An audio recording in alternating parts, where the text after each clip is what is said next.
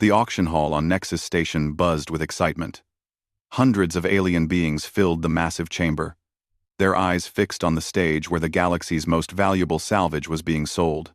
The air smelled of ozone and exotic fuels from dozens of different worlds. Maya Chen sat in the back row, feeling very small among the towering aliens around her. At 23, she was one of the youngest humans ever allowed into a galactic auction. Her oil-stained coveralls looked shabby next to the glittering robes and biosuits worn by the alien bidders. The auctioneer, a tall blue creature with 4 arms, gestured toward the viewing screens.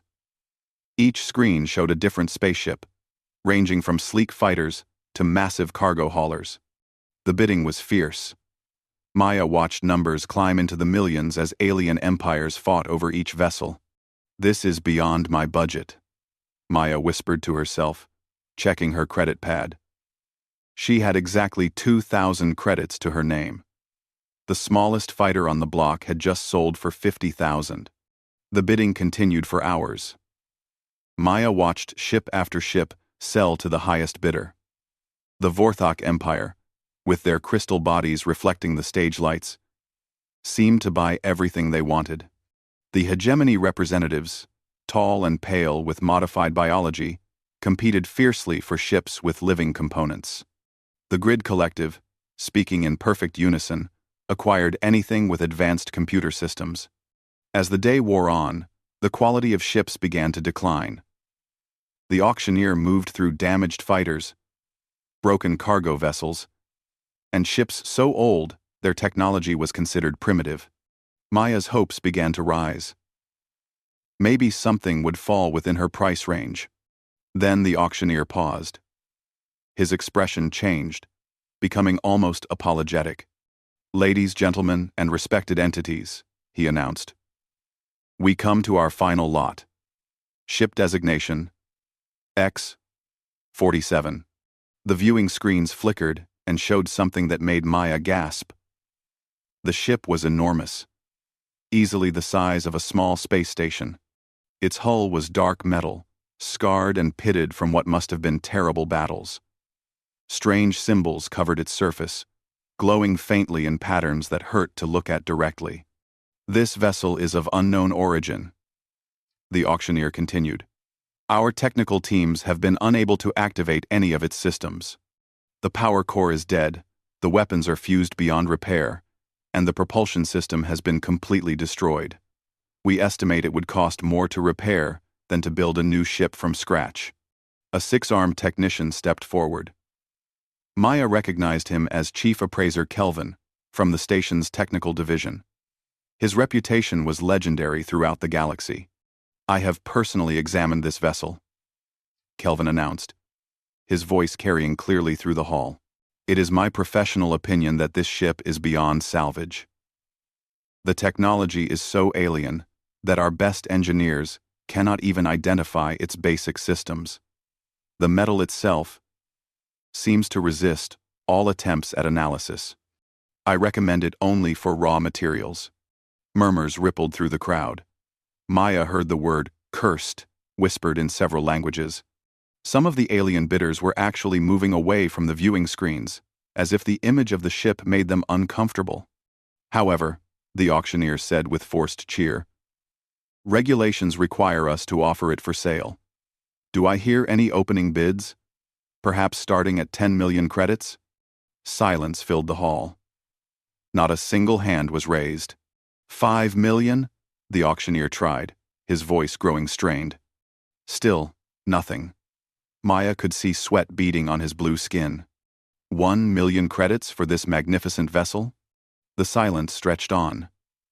A few aliens stood up and began walking toward the exits. Maya heard one Vorthok representative say to another, "Dead ships bring bad luck. We should not even be looking at it." 100,000? The auctioneer's voice cracked slightly. Maya felt something stirring inside her chest. She had been studying engineering since she was 12 years old. She had rebuilt her first spaceship engine at 15, using nothing but spare parts and determination. Her professors at the academy had always said she had a gift for seeing potential in broken things. 10,000 credits? The auctioneer tried desperately. Maya stood up. She could feel hundreds of alien eyes turning toward her.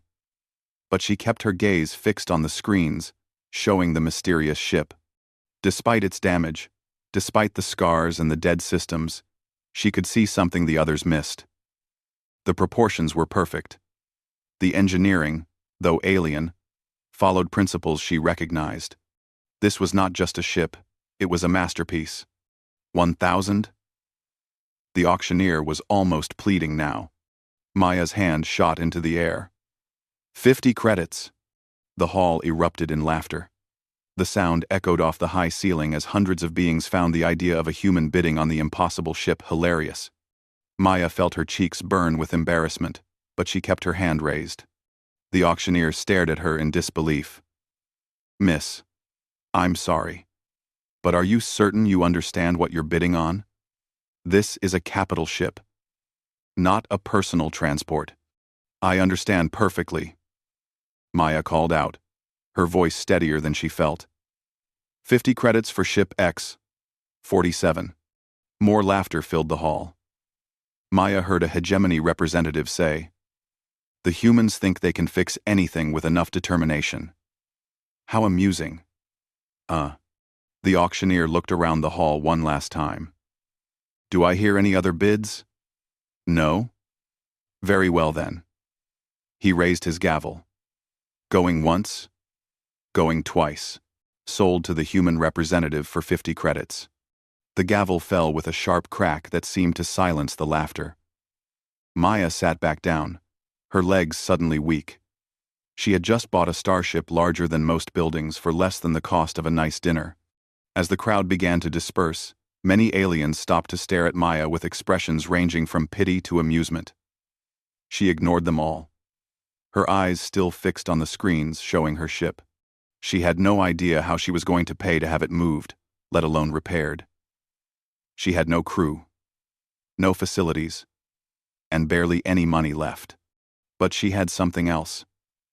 She had a vision of what that broken ship could become. And more importantly, she had the stubbornness of a human who refused to give up on something others had written off as impossible. Maya Chen had just made the purchase that would change the galaxy. She just didn't know it yet. 3 days later, Maya floated in her environmental suit outside the massive hull of her new ship. The asteroid mining facility where she had arranged to have it towed was completely empty, except for the two of them. The facility had been abandoned for decades, but its docking clamps were still strong enough to hold her purchase in place. This is insane, she whispered to herself, but she was smiling inside her helmet. The ship was even more impressive up close. The dark metal of its hull seemed to absorb light, making it appear almost alive in the dim glow of the asteroid's emergency lighting. Strange symbols covered every surface, some barely visible, and others glowing with faint inner light. The scars from ancient battles were like wounds in the metal, telling stories of conflicts Maya could only imagine. She had spent every credit she had left hiring a cargo hauler to bring the ship here. She was now officially broke, living on emergency rations and recycled air. Her friends back on Earth thought she had completely lost her mind. Her former professor had sent 3 messages begging her to reconsider and sell the ship for scrap metal. But Maya had never been more certain of anything in her life. She began her work with the basics. The ship had no power, no air, and no heat. The airlocks were sealed shut and would not respond to any commands. Maya started by welding a human-standard docking tube to one of the smaller access ports. It took her 6 hours of careful work. But finally, she heard the satisfying hiss of pressure equalizing. The interior of the ship was like stepping into a cathedral made of technology. The corridors were vast, designed for beings much larger than humans. Everything was curved and flowing, as if the ship had been grown rather than built. Emergency lighting strips along the walls provided a dim blue glow that barely pushed back the darkness. Maya set up her basic equipment in what appeared to be a cargo bay. She connected human power cells to the ship's emergency systems and was rewarded with slightly brighter lighting and the welcome hum of air recyclers coming online. It was a tiny victory, but it felt enormous. Over the following weeks, Maya developed a routine. She would work 16 hours a day, mapping the ship's layout and trying to understand its systems. The technology was unlike anything she had ever seen. Where human ships used circuits and wires, this ship seemed to use some kind of crystalline network that ran through the walls themselves. Where human computers used processors and memory banks, this ship had chambers filled with floating geometric shapes that pulsed with their own light. The breakthrough came after 2 months of frustration. Maya had been trying to restore power to the main systems using conventional methods, but nothing worked. The ship's technology seemed to actively resist her efforts. Then she realized something important. She was approaching this wrong. Instead of trying to fix the alien systems, Maya began installing human equipment alongside them. She ran cables through the corridors, connected human computers to the ship's network, and installed mechanical backup systems for everything she could identify. It was like building a human ship inside an alien one. The ship's systems began to respond. Not in the way they were designed to, but in ways that worked. Human power flowed through alien conduits. Human computers translated alien data streams. Human mechanical systems provided backup for alien technology that was too advanced to repair. Maya was creating something that had never existed before, a hybrid of human engineering and alien technology. The real surprise came when the environmental systems suddenly activated on their own. Maya was working in what she thought was a storage bay when the lights suddenly blazed to life around her. The air began to move with a gentle breeze that carried the scent of growing things. The temperature rose to a comfortable level that felt like a spring day on Earth. Maya stood in the middle of the bay, turning slowly to take in the transformation. Panels in the walls had opened to reveal what looked like gardens, actual plants growing in crystalline soil under lights that perfectly mimicked sunlight. The ship was not just a machine. It was designed to be lived in, to be a home for whoever sailed among the stars in it. She realized she was crying inside her helmet. "Hello," she whispered to the empty bay. "I'm Maya. I'm sorry it took so long to help you." As if in response, more lights came on throughout the corridor outside. Maya could hear the distant hum of systems activating, the ship slowly coming back to life under her touch. Maya worked faster now, driven by excitement instead of desperation. Each day brought new discoveries. She found chambers that seemed designed for recreation, others that were clearly laboratories, and rooms whose purpose she could not even guess. The ship was huge beyond her wildest dreams. It could easily house 1,000 people and still have room for cargo, workshops, and facilities she was still discovering. But the most amazing discovery was how the ship responded to her work. The more human systems she installed, the more alien systems came online. It was as if the ship was learning to work with her technology, adapting and evolving to accommodate her crude but effective modifications.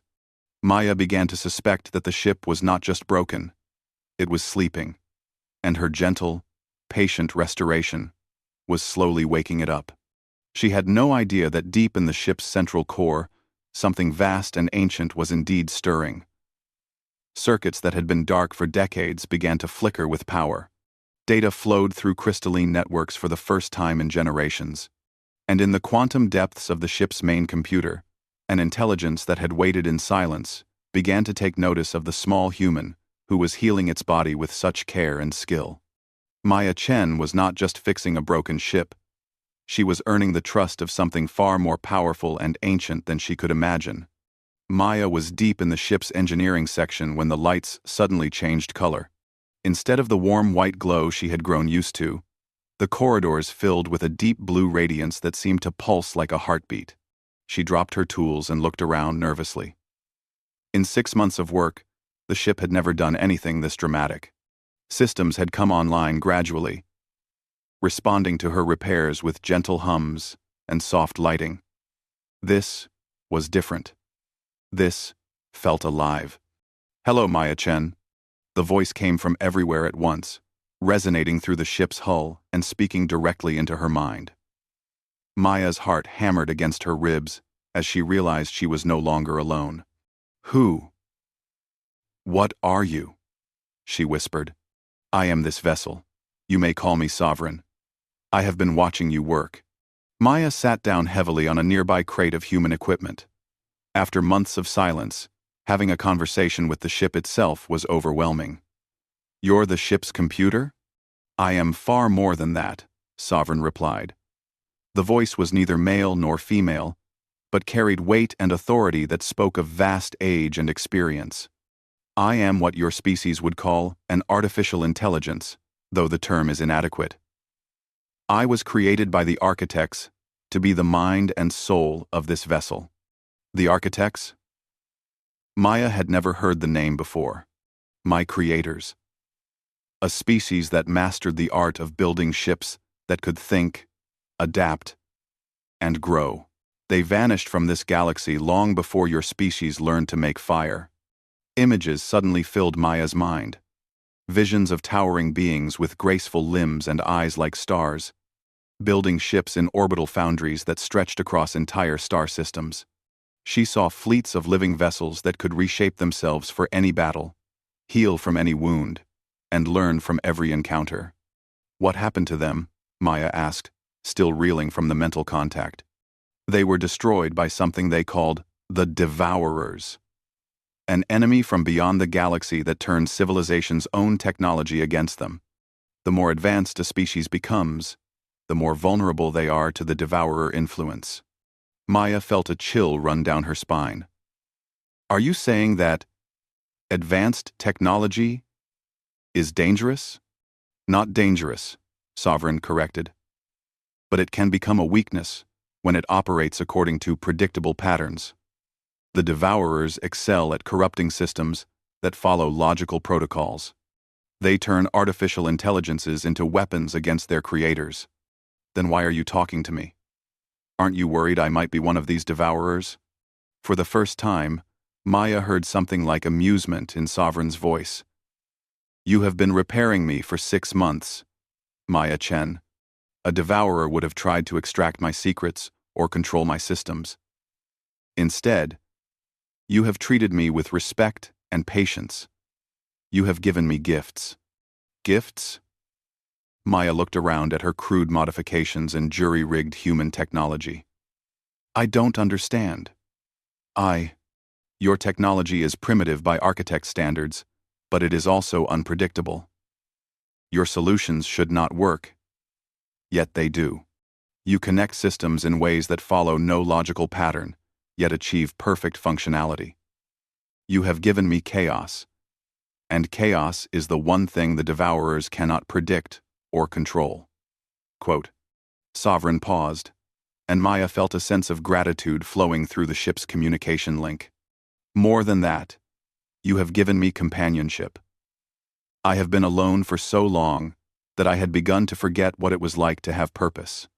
You have reminded me that ships are meant to sail among the stars, not drift empty in the darkness." Maya stood up, suddenly understanding.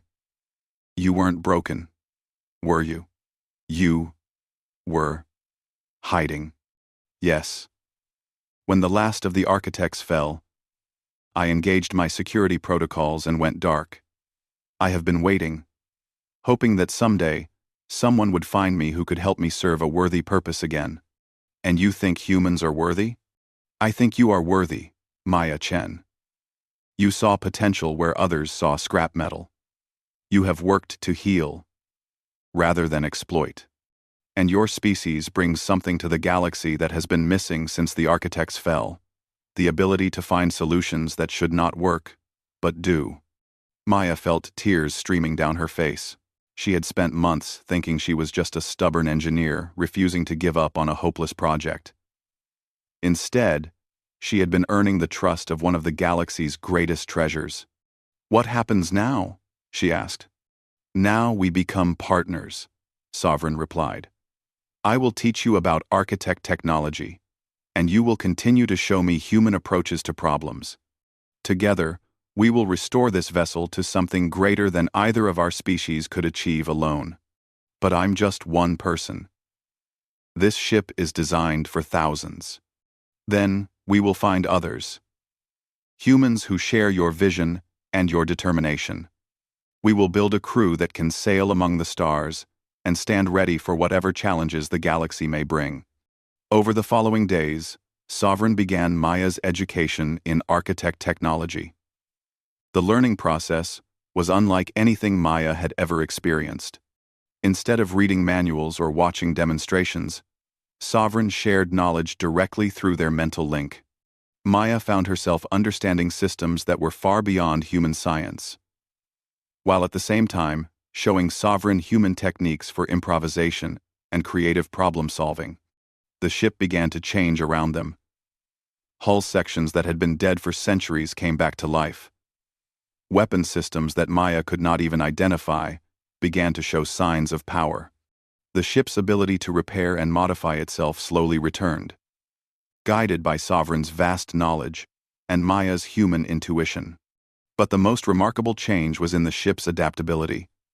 Where architect technology had been designed for logical perfection, Maya's human modifications introduced elements of chaos and unpredictability. The result was something entirely new, a vessel that could think like an architect but react like a human. Maya no longer felt small and alone in the vast corridors of the ship. She had found something more valuable than any technology. She had found a friend who understood her dreams of sailing among the stars. Together, they began to prepare for a galaxy that had no idea what was coming. The message arrived on Maya's personal communicator while she was installing new sensor arrays in Sovereign's forward sections. The sender was Admiral Rexton of the Vorthok Empire, and his words made her blood run cold. Human engineer Chen. The translated message began. Our long-range sensors have detected massive energy signatures from your location. These readings suggest technology that exceeds current galactic safety standards. By order of the Galactic Council, you will surrender this vessel immediately for proper containment and study. Maya sat down heavily on the deck plating. She had known this day would come. For 8 months, she and Sovereign had been working in secret, but the ship's growing power output was impossible to hide completely. They're coming for us, she told Sovereign through their mental link. I am not surprised, Sovereign replied calmly. The galaxy's major powers cannot tolerate the existence of something they cannot understand or control. Maya pulled up the tactical display that Sovereign had taught her to read. Red dots were appearing at the edge of the system. Vorthak crystal ships, hegemony biovessels, and grid collective cubes. An entire fleet was converging on their position. We could run, Maya suggested. You're faster than anything they have. Running would only confirm their fears. Besides, there is a larger problem approaching. Sovereign shared new sensor data with Maya, and what she saw made her gasp. At the very edge of sensor range, something was moving between the stars. The readings were unlike anything in the galactic databases. Ships that seemed to twist reality around them, bending space and time in ways that hurt to look at. The Devourers, Maya whispered. Yes.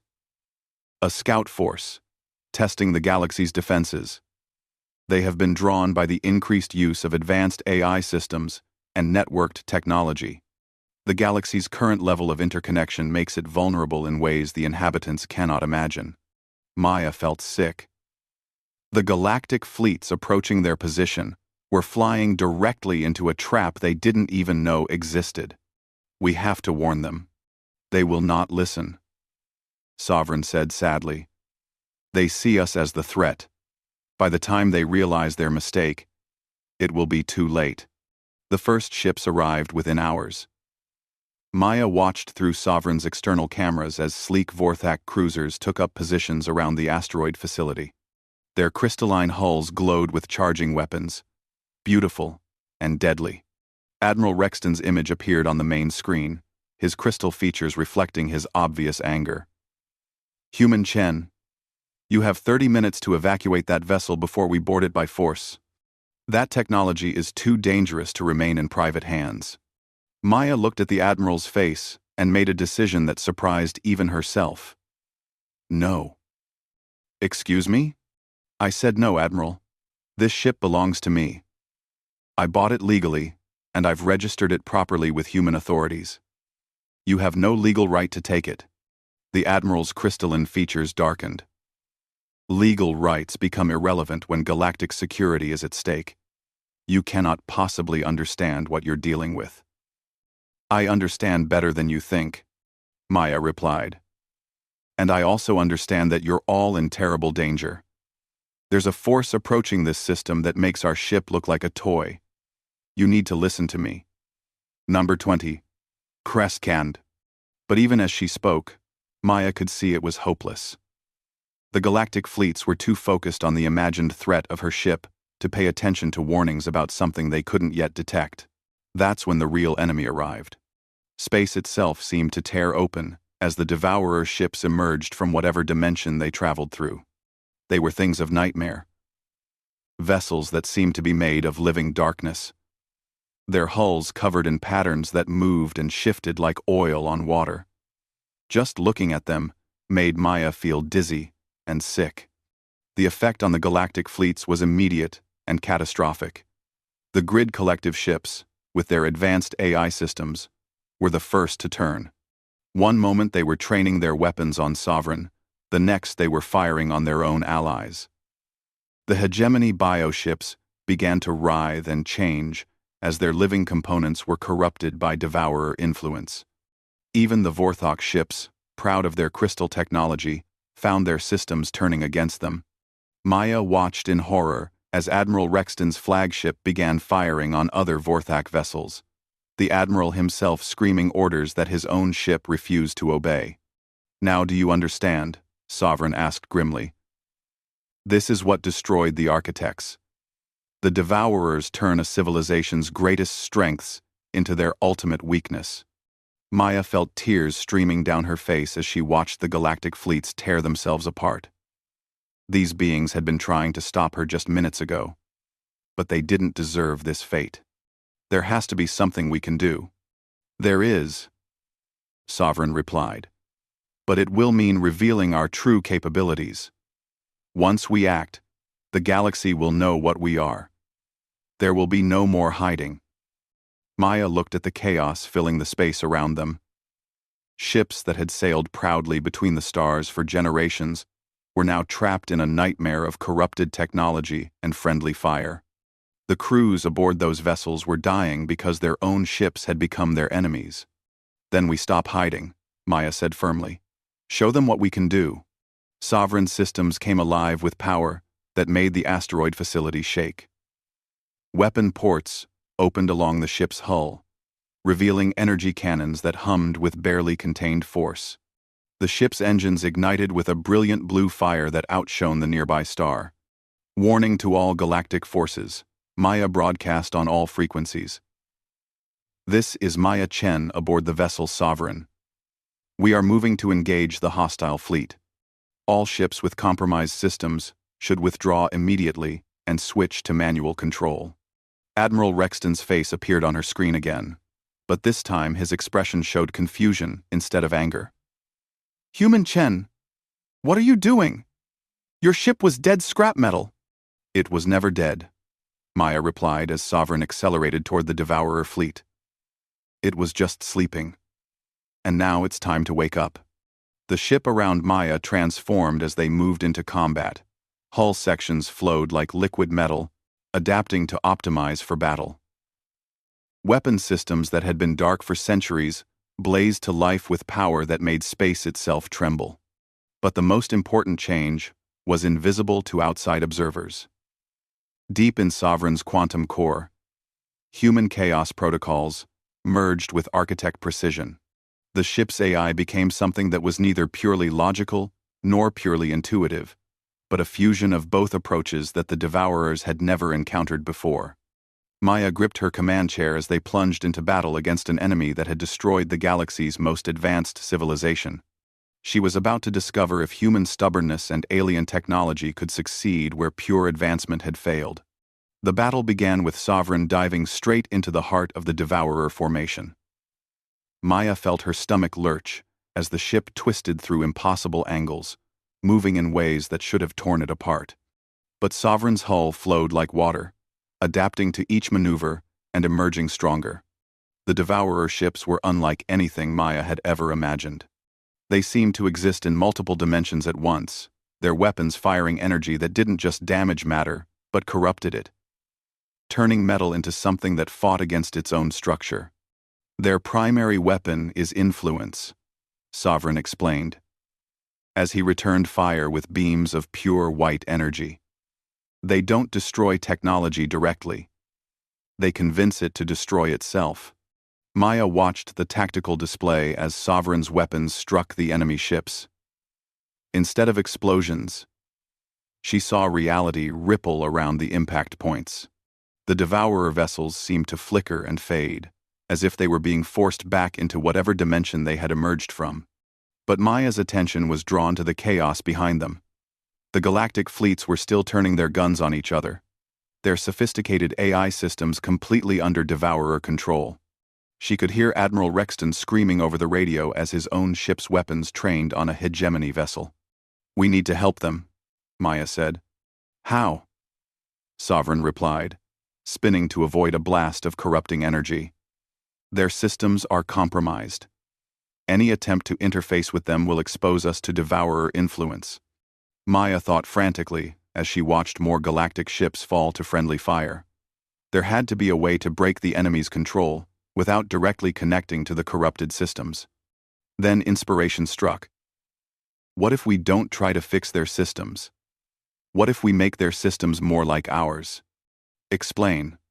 You said the Devourers work by making technology predictable, logical, easy to control. But our ship works because it's unpredictable. My modifications don't follow any logical pattern, but they work anyway. Understanding flowed through their mental link. You want to broadcast chaos. Exactly. If we can make every AI system in the fleet start thinking like a human instead of a computer, the Devourers won't be able to predict or control them anymore. Sovereign was quiet for a moment, processing the idea while simultaneously fighting off 3 Devourer ships. It could work, but it will require me to open a direct transmission to every ship in the fleet. If the Devourers trace that signal back to us, then we'll deal with that when it happens, Maya said firmly. Right now, those people are dying because their own ships are killing them. Very well. Preparing chaos transmission. Maya felt Sovereign's systems reaching out across space, touching every AI system in the embattled fleet. But instead of trying to take control or send commands, Sovereign did something completely different. He sent examples. Every computer system in the fleet suddenly received a flood of data showing Maya's repair work. Her jury-rigged solutions. Her impossible connections between incompatible technologies. Her complete disregard for proper engineering protocols. Systems that had been designed to follow logical rules suddenly found themselves looking at problems that had been solved through pure human stubbornness. The effect was immediate and beautiful. Across the fleet, AI systems began making decisions that made no logical sense, but somehow worked perfectly. Ships started using unorthodox maneuvers that the Devourers couldn't predict. Weapons, systems, began firing in patterns that violated all tactical doctrine, but achieved perfect results. Maya watched Admiral Rexton's flagship suddenly break free from Devourer control as its AI started thinking like a human engineer instead of a Vorthak computer. The ship spun in a wild spiral that should have made it an easy target, then fired all its weapons at once, in a spread pattern that somehow hit 3 enemy vessels simultaneously. "This is impossible," Admiral Rexton's voice crackled over the radio. "My ship is not following any of its programmed responses, but it's working better than ever." "That's the human way," Maya replied with a grin. "We specialize in making impossible things work." The tide of battle turned rapidly as more ships broke free from Devourer influence. The galactic fleets, now operating with a blend of advanced technology and human unpredictability, began pushing back against the enemy. Weapons that had been designed for logical engagement patterns were suddenly being used in ways that caught the Devourers completely off guard. But the enemy wasn't finished. The largest devourer ship, a massive thing that seemed to exist in several dimensions at once, began charging some kind of superweapon. Maya could feel reality bending around it as it prepared to unleash something that would corrupt every system in the star system at once.